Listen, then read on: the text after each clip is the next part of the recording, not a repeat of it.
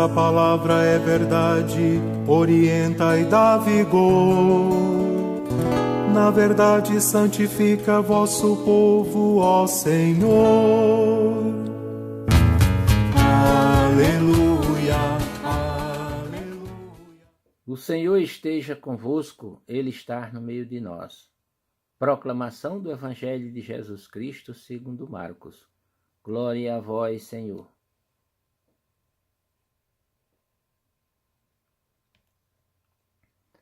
Naquele tempo, Jesus foi para o território da Judéia, do outro lado do rio Jordão. As multidões se reuniram de novo em torno de Jesus. E ele, como de costume, as ensinava. Alguns fariseus se aproximaram de Jesus para pô-lo à prova. Perguntaram se era permitido ao homem divorciar-se de sua mulher. Jesus perguntou: o que Moisés vos ordenou? Os fariseus responderam: Moisés permitiu escrever uma certidão de divórcio e despedi-la.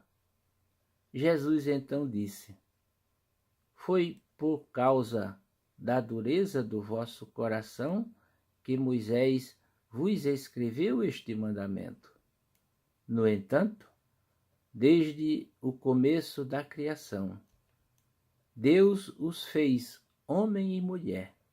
Por isso, o homem deixará seu pai e sua mãe, e os dois serão uma só carne. Assim, já não são dois, mas uma só carne. Portanto, o que Deus uniu, o homem não separe. Em casa, os discípulos fizeram novamente perguntas sobre o mesmo assunto. Jesus respondeu: quem se divorciar de sua mulher e casar com outra, cometerá adultério contra a primeira. E se a mulher se divorciar de seu marido e casar com outro, cometerá adultério. Palavra da salvação.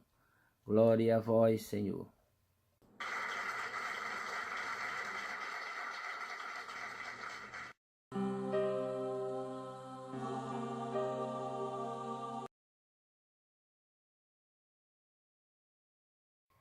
Queridos irmãos e irmãs, paz e bem, hoje o Evangelho nos lembra que a nossa vida é condicionada por leis que os homens fizeram, às quais nós devemos nos submeter para viver na legalidade.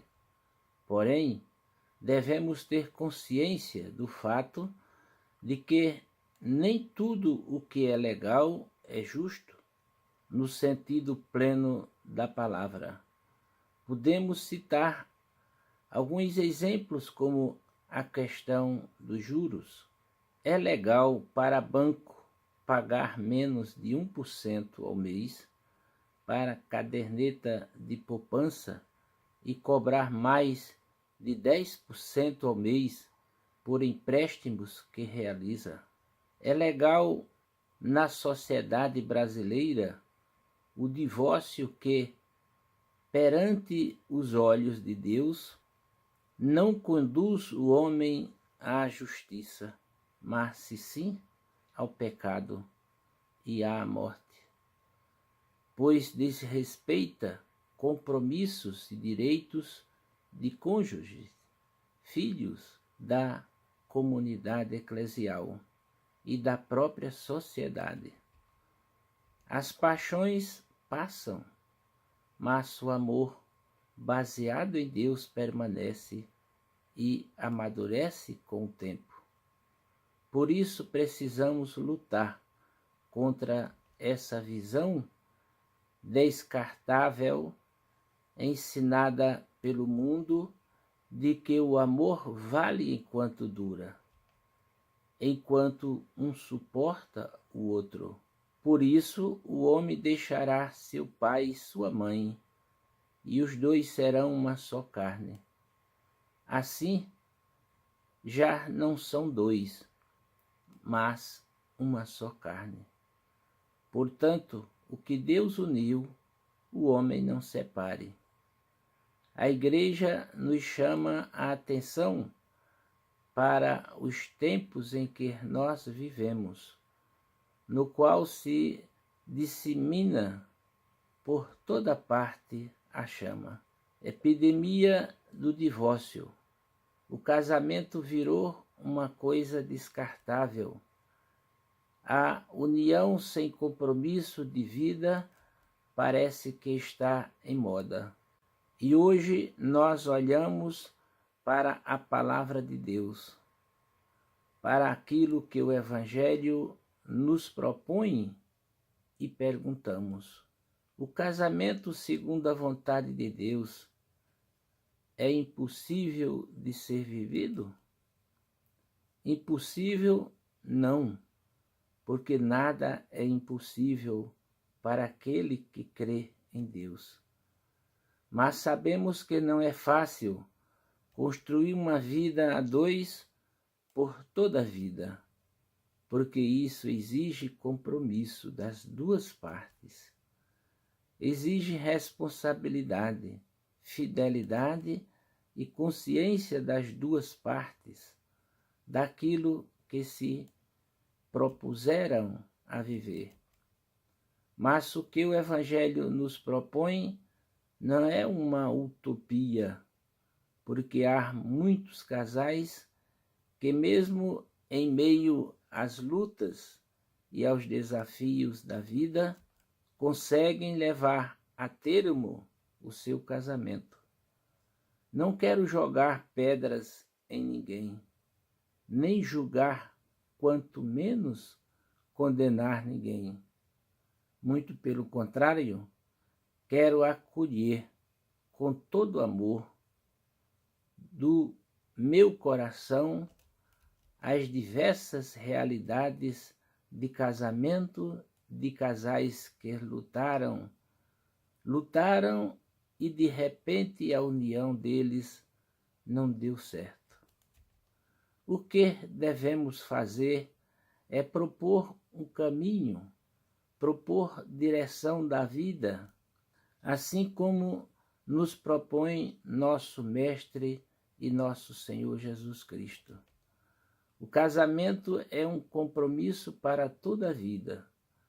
Por isso precisamos lutar justamente contra essa visão descartável ensinada pelo mundo de que o amor vale enquanto dura, enquanto um suporta o outro.